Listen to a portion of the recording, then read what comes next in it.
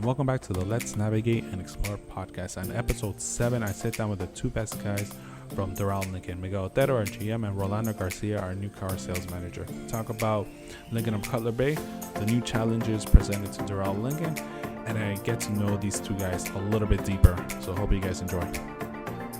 So 3, 2, 1, and welcome back to the Let's Navigate and Explore podcast, episode 7.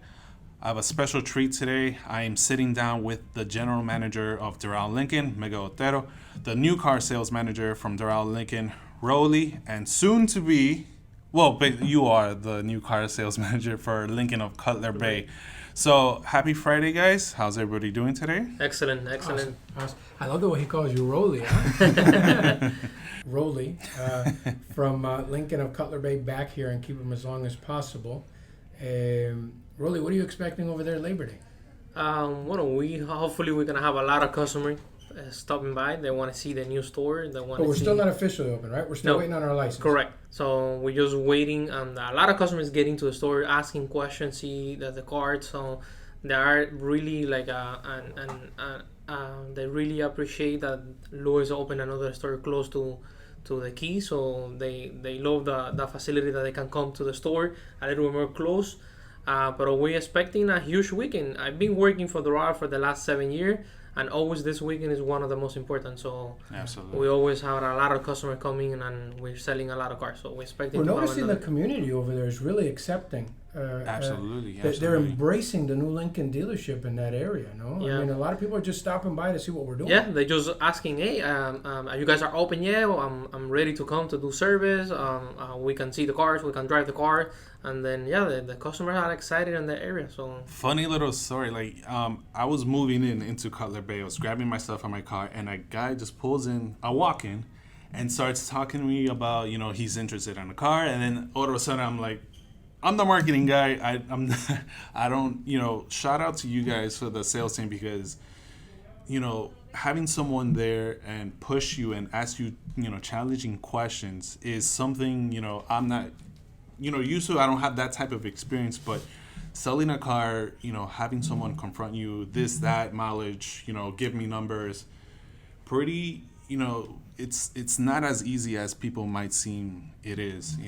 Your team especially, they dedicate a lot of time out of their day to produce because... It's true. This is like what Miguel has been telling me from the first day that I started here. This is more like a career. Right. So you need to love your job. You need to love helping customer. Like you need to... When I was a salesman, that was the most important. The customer like you because I was selling first myself and then I was trying to solve the card. So always customer appreciate that. So that's what we're trying to do. And it's constant training. When it's your career, like we always say here, it's no different than being a doctor or attorney. You have to keep up to date with your product. You have to love your product. Yep. You have to own your product. That's true. How do you sell a product that you don't believe in enough to buy? Absolutely. Yep. And I think that's very important. I heard you took your tie off yesterday. I heard you were sweating out there yesterday, reorganizing a lot. It's hot. It's hot. It is hot. Sometimes we have to sacrifice a little bit to catch up, but we're doing well. But did you take off your shirt? Rolly's been working out. No. Rolly's been working out lately. He's been dying to show everybody his chest. I was helping the porter. I was helping the porter to make sure we organized a lot, so we have everything more comfortable for the customer. So when the customer get there, they don't have to go back and forth to see cards or any specific model. Because there's no one there. It's Rolly, it's two porters, it's Rafa. Yeah. And you can't take the car out to demo, right? So you're demoing inside the car. The dealer. Thank God we have a big lot. Yes. Yeah, we have a huge lot. That's real cool. I'm doing everything. No, that's good. So I wanted to talk to you guys, get your mindset. How did you guys react to when Louis said, hey, I'm opening up a second store, and then from that, when they told, hey, Rolly, we want you to come to Cutler Bay. So how was the feedback when Louis introduced Cutler Bay? I wept. You cried? I wept when, we become a family here. When you work as many hours and you, it's blood, sweat, and tears in here. Everybody knows each other's family. When I was told that I would be losing Rolando to the other store, he's still within the family. But he reminds me constantly that I could be his dad, right? So but this is the only manager where I feel love for everybody, but this is the only one where if I go 2 days without seeing Rolly, I got to give him a hug. Don't cry. No. So I wept silently in my bed every night when I heard I was going to lose Rolly. Like Edith calls him the man child, and I tell him that, and because you know what, he's the most loving person, and I know he's gonna blow up over at the other store. I know that he's the ingredient that we need to make the other store happen. I think it's more selfish for me to not want to give up Rolly, but I know he's going to do very well there. I mean, his energy is awesome. His energy, his excitement, his passion. I've never seen Rolando. We call him Rolly here, but I've never seen Rolly have a bad day. Rolly never has a bad attitude, no matter what. He's always got the right attitude, and that's important in our career. Very important with the hours and we sell an experience. I say it all the time. We're not selling cars. We're selling an experience. Customers come in here and expect an experience, and we give it to them. And so how was Luis or maybe Miguel tap on you on the shoulder and it's like, hey, come along to Color Bay with us? How was that? Well, first of all, I really thank you every day for the opportunity from the first day, and then I think it was a great challenge for me and my career to get the new store and be the new car manager for the new store. I'm being here 7 years, 4 years salesman, and then 3 years as a manager, and it's been excellent. Like, our numbers every year, thank God, it's been going up and up and up. So that's what we're trying to do at Cutler Bay, and then try to have both Doral, Lincoln, and Cutler Bay #1 in Southeast. So that's the most important for new cars. I was waiting to hear you say you were weeping. You didn't weep that you were leaving me? I do. I did tell today in the meeting. I feel sad to left Doral because this is more like a family dealer. Right. So the same as Cutler Bay is gonna be, and Fort of Kendall, Louis wants to have everything as a family. Like, this is not like a job. This is more like to come and have fun, a family. So at work. So we've been doing excellent for the past year. So I would say with the 3rd store we can be more, and then we can be much better. The 3rd store being the Fort of Kendall. Fort of Kendall, correct. So and something that you said very interesting. Giving you the opportunity, Louis, Miguel, Karen, that's something that I'm very, appreciative of. You guys have given me also, the opportunity to express myself, to be creative. I've never been like this happy, this, comfortable in a work environment.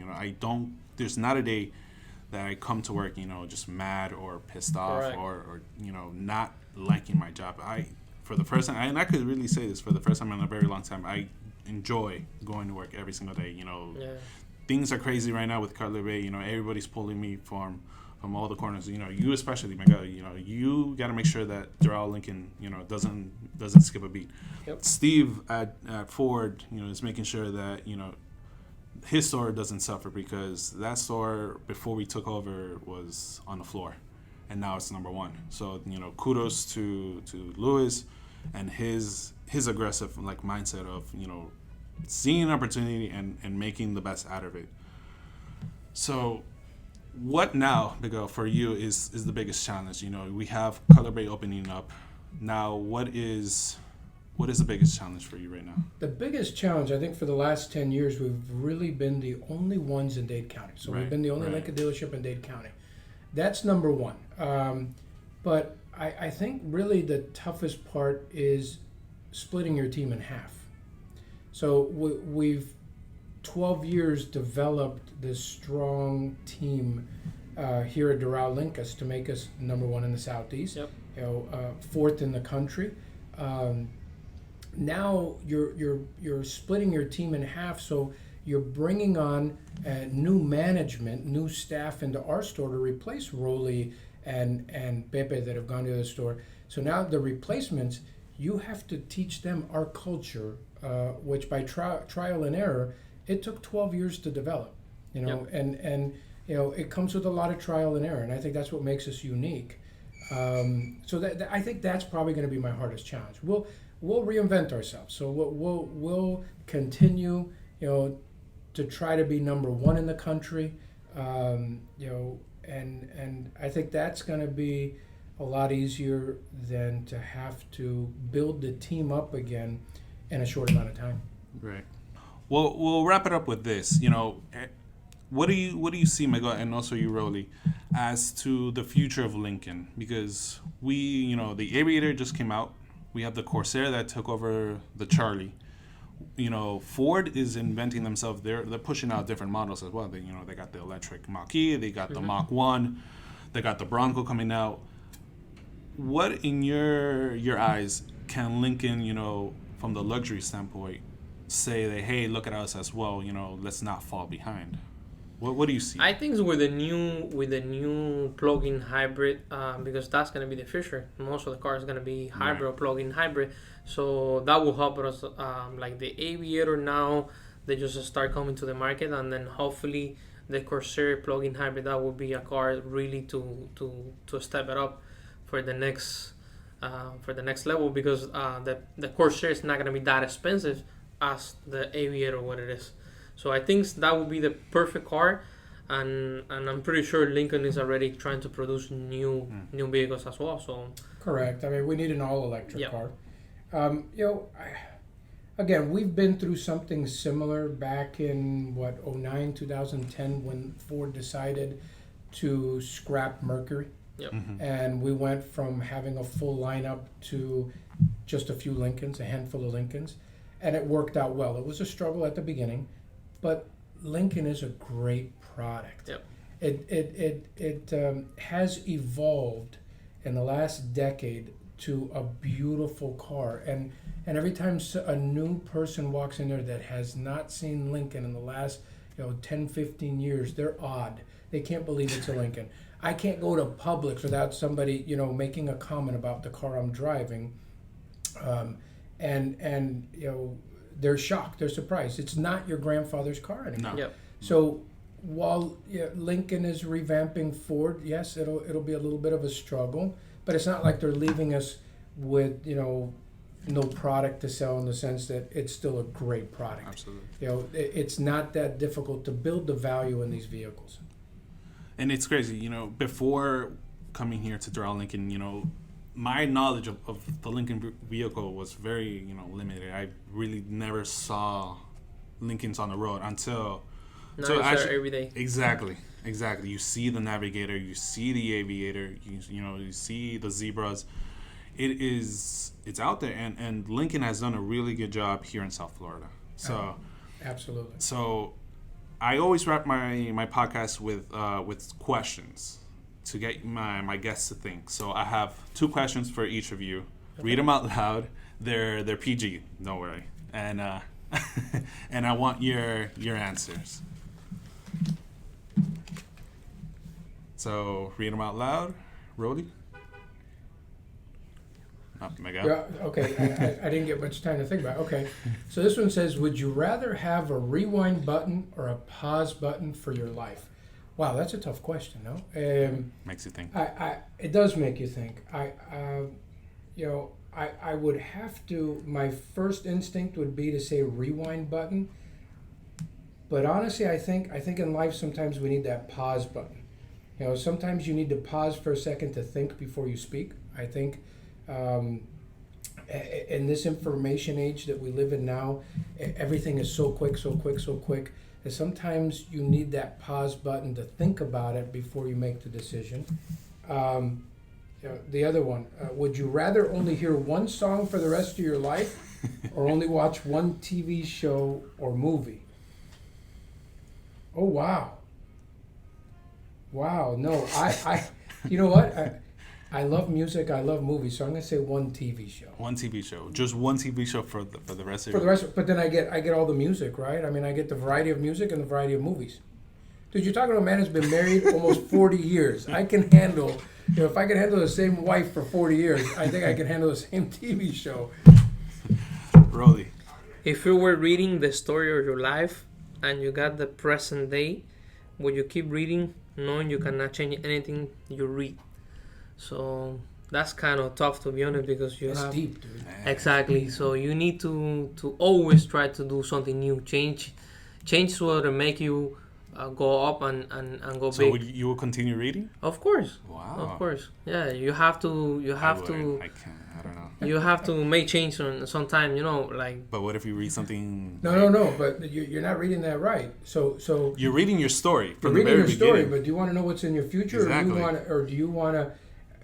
I don't think you'd want to know your future. Well, not for the moment, but you would like to know what is probably is coming to you. Really? Future. Wow. Yeah. Dude, So I wouldn't. I don't think I would. All right. And then the next one. That's why I love Rolly, dude. I love him. Who's your favorite movie villain? I would say the Joker. Wow. The Joker. Well, nowadays everybody goes. I know. For the I like Joker, right? Thanos. Thanos. Yeah, the Joker, because he really like the one he did with the movie, not the last Joker. I'm saying the one that he won with Batman. That guy made amazing paper in the movie. So you like the Joker as the biggest villain? What about you, Miguel? I don't know. I don't watch too many of those. I'm more the positive movies. I like chick flicks, dude. My wife laughed at me the other night at dinner because we're having. Actually, it was a barbecue with all my kids and their spouses and the grandkids, and The Notebook came on. And I mentioned, oh, wait, let's watch a Notebook. And my wife laughed at me. And then my son-in-law felt sorry for me. And my son-in-law goes, that's okay, Dad. I like the Notebook, too. I'm a chick flick, dude, I like happy endings. I like positive attitudes. I'd have to think on that one. Okay. All right, so that's it. Thank you guys, Miguel, Rolly. Pleasure. Thank you. Let's do this again. Absolutely. Hopefully. All right. Next time Miguel is gonna go to Cutler Bay. For sure. Yeah, we could do one in Cutler Bay. Let's do one in Cutler Bay. All right. Yeah. All right. Thank you. Thank you very much. you. Thank you.